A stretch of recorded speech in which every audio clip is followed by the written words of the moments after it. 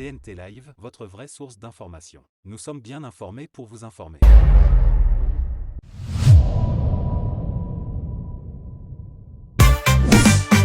Bonsoir. Vous êtes sur CNT Live, je suis Nathalie Rollet. La France se dirige vers un statut de pays du tiers-monde. Que veut-on dire par là? Des indicateurs économiques sous tension. Nathalie Rollet, correspondante internationale CNT Live. Les critiques s'appuient sur plusieurs données préoccupantes. Un endettement public très élevé, parmi les plus importants de la zone euro. Un déficit budgétaire chronique difficile à maîtriser.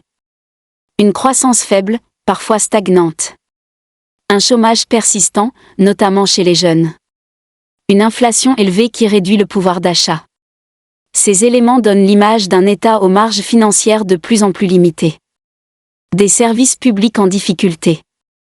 La comparaison provocatrice repose aussi sur des réalités visibles au quotidien. Hôpitaux surchargés et manque de personnel. Écoles confrontées à une pénurie d'enseignants. Infrastructures vieillissantes.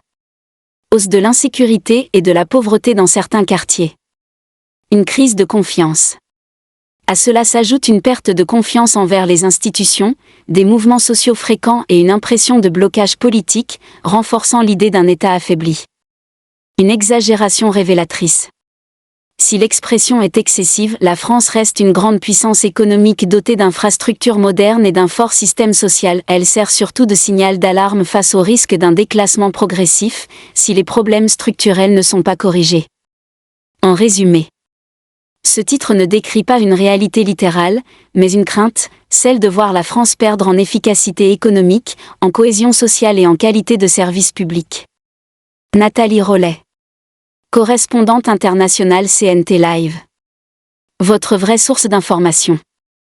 Merci à vous, Papa Ino.